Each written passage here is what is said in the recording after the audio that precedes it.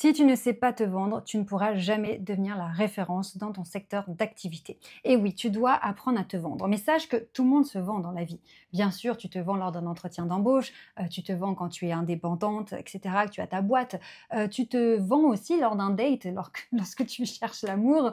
Tu ne vas pas te dévaloriser, tu ne vas pas ne pas montrer qui tu es. Ce serait quand même trop dommage, d'accord? Donc là aussi, même si c'est inconsciemment, même si c'est avec subtilité, tu cherches à te vendre.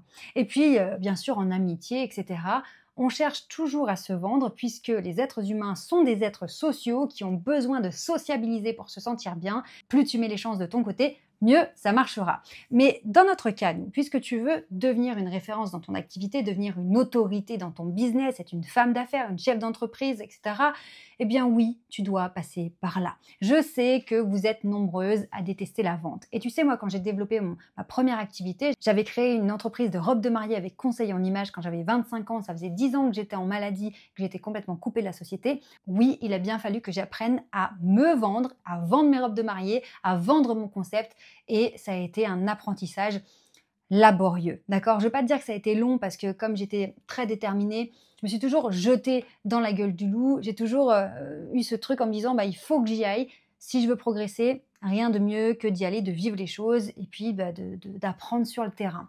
Et c'est maintenant une très grande force que j'ai avec moi, c'est que j'ai tout appris sur le terrain, donc je ne vais pas te raconter des choses abstraites ou théoriques puisque je les ai vécues moi-même. Eh bien, j'ai dû apprendre à me vendre, j'ai dû apprendre à mettre mes atouts en avant, à montrer que j'étais une personne professionnelle, que j'étais rassurante, qu'on pouvait me faire confiance, tout ça, ça fait partie de la communication. Tu dois apprendre à le montrer, que ce soit de manière implicite ou explicite, ça doit se voir, ça doit se sentir, d'accord? Si tu refuses de faire la vendeuse, tu ne feras pas de chiffre d'affaires. Ça, c'est vraiment important. Parce que, surtout en France, dans notre culture, on associe tout ce qui est commercial avec quelque chose de très superficiel, voire de l'arnaque, de la manipulation. Mais est-ce qu'il n'y a pas eu des fois dans ta vie où tu as été heureuse qu'on te pousse à acheter quelque chose ou qu'on te pousse à faire quelque chose? Bien sûr que ça ne veut pas être négatif tout le temps. La vente, c'est convaincre, d'accord? C'est susciter de l'intérêt, c'est montrer les avantages, c'est montrer que ce que cherche la personne, ce dont elle a besoin, fit totalement avec ce qu'on lui propose, d'accord? Ce qui serait malhonnête, c'est d'être consciente que le besoin de la personne et ton produit, ton service n'ont rien à voir ensemble, mais manipuler, mentir, déguiser ce que tu vends pour faire croire à la personne que c'est ce qu'elle recherche et finalement l'arnaquer. Mais on n'est pas du tout là-dedans. Là, on est dans personne ne sait ce que tu vaux, tu ne montres pas assez les intérêts, les gains, le résultat que ces personnes auraient grâce à toi et donc on passe totalement à côté de toi et donc on ne peut pas te recommander, on ne peut pas te considérer comme l'experte, la numéro 1 dans ton secteur d'activité puisqu'on n'a aucune idée de ce que tu fais. Donc oui, on a du chemin, mais si aujourd'hui tu te dis mais moi je suis pas une vendeuse, je sais pas me vendre, j'aime pas, je suis pas à l'aise, eh bien il faut que tu apprennes, d'accord? Soit tu décides d'apprendre les techniques de vente pour te vendre toi-même et vendre ton service, ton activité et là oui, tu deviens une big boss, tu deviens une femme d'affaires, ok? Et là ça fonctionne. Soit tu te caches derrière le fait que tu n'es pas à l'aise avec la vente, tu n'aimes pas ça, tu as l'impression de déranger les gens, de les mettre mal à l'aise, de les arnaquer, et là, il ne se passera jamais rien. Bien sûr que tu n'es pas obligée d'être une vendeuse de tapis, d'accord? Tu peux être vendeuse avec des techniques qui sont subtiles, qui sont intéressantes, qui sont pleines d'intelligence émotionnelle et de bienveillance. C'est pas le problème, d'accord? Il faut arrêter de croire que vendre des choses, c'est mal. C'est pas vrai. C'est la façon dont on vend les choses qui est bien ou qui est mal, ok? Donc, tu peux totalement gagner beaucoup d'argent, faire énormément de ventes et avoir énormément de clients satisfaits et avoir des feedbacks exceptionnels, incroyables, positifs. Tes clients te remercient. Tu comprends ce que je veux dire? Tu dois vraiment arrêter de dramatiser la vente, d'avoir peur, etc. Non, si ce que tu vends en vaut la peine, si ça a vraiment de la valeur, alors pourquoi avoir peur d'en parler? Pourquoi avoir peur de convaincre une personne? On va faire comme... on va prendre un exemple qui va être facile à comprendre. Imaginons que tu as envie d'acheter une nouvelle maison et que ton mari il n'est pas hyper emballé par ça. Mais toi, tu sais pertinemment que ça va lui plaire, d'accord? Ce qu'il recherche lorsqu'il rentre du boulot le soir, le week-end, les activités, le côté pratique, etc. Tout ça, toi, tu as la vision, tu as cerner que c'est exactement ce dont il a besoin. Mais lui, il est pris par le temps, il est pris par son boulot, il est fatigué, il fait d'autres choses, il rend service, etc. Donc, il n'a pas vraiment le focus là-dessus. Il passe complètement à côté de cette opportunité que toi, tu as repérée. Et toi, tu sais que c'est positif, que c'est génial, d'accord? Et que si vous n'achetez pas cette maison, vous allez vraiment passer à côté de quelque chose. À ce moment-là, tu es déterminé. Tu sais que c'est pour le bien de ta famille, votre bien, que vous allez être heureux, que c'est exactement ce que vous cherchez. Donc tu ne vas pas, en sachant qu'il y a cette opportunité incroyable, positive, ne rien dire parce que tu ne veux pas argumenter auprès de ton mari. Tu ne vas pas te dire, bah, il y a une superbe maison, c'est exactement ce qu'on recherche dans notre budget, ce serait parfait sur tous les plans. Mais bon, qui suis-je moi pour argumenter, convaincre, être là, mettre de l'énergie, etc. Non, je suis pas capable. Non, je ne suis pas ce genre de personne. Non, bah tant pis. Non, tu vas te battre. Tu vas y aller. Tu vas dire, écoute, chérie, on va au resto, on se pose, on a un sujet brûlant, il faut que je te parle d'un truc. Et là, tu vas argumenter. Tu auras préparé ton argumentation. Tu auras préparé tes arguments. Tu vas connecter sur un plan émotionnel, puisqu'il y a des techniques, évidemment, avoir des arguments logiques, des arguments émotionnels, etc. Tu vas tout faire pour lui montrer que oui, c'est une opportunité exceptionnelle qui est positive et qu'il ne faut pas passer à côté. Tu vas tout faire pour le convaincre. Pourquoi? Parce que tu es persuadé que c'est une bonne affaire, que c'est une opportunité extraordinaire et que tu le veux et que tu sais que c'est bien, qu'il faut y aller. Donc c'est ton intention qui va diriger ton comportement, ton attitude et qui va te pousser à passer à l'action et qui va peut-être te dévoiler un aspect de toi que tu ne connaissais pas.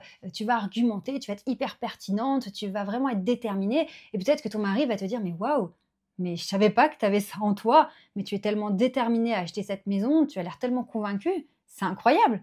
Mais parce que tout vient de toi, de ton intention, de ta conviction. Maintenant, si on revient à ton activité, si tu es persuadé que ce que tu vends a de la valeur, que c'est pertinent, que ça fonctionne, que tes clients vont être satisfaits, que ça va leur apporter des résultats, ça va leur résoudre des problèmes, que tu es compétente, oui, tu auras la force et l'énergie d'aller vendre et d'aller te vendre parce que tu sais que c'est positif, parce que ça correspond à tes valeurs, parce que tu es convaincu. D'accord? Donc si aujourd'hui tu as peur de vendre, de te vendre, eh bien pose-toi la question. Est-ce que tu es vraiment convaincu de tes compétences? Tu es vraiment convaincu de ce que tu vends? Tu penses vraiment que ça va apporter des résultats?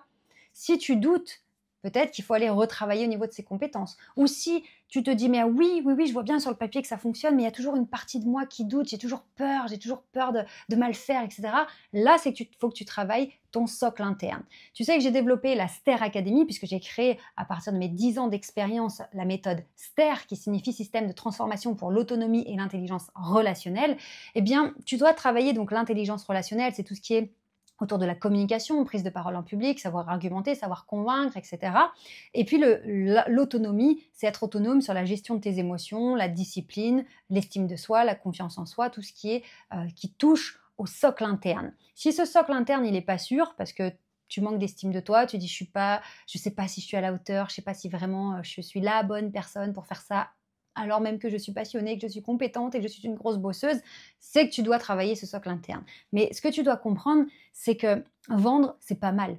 Tout dépend de ce que tu vends et comment tu vends, d'accord? Donc ça, ce sont des techniques qui s'apprennent et ensuite, c'est entre toi et toi-même ce que tu en fais. Mais c'est hors de question de ne pas vendre ce que tu vends, de ne pas vendre tes services, tes prestations, tes produits sous prétexte que tu ne sais pas faire, que tu as peur de déranger ou que tu penses qu'on va te faire des reproches en disant que tu es une arnaqueuse, que tu es une vendeuse de tapis. Non, ça, c'est des clichés, ce sont des excuses et on n'a pas le temps pour ça. Si aujourd'hui tu veux vivre de ton activité, tu veux te sentir libre, indépendante, bien dans tes baskets, épanouie, etc., tu dois y aller.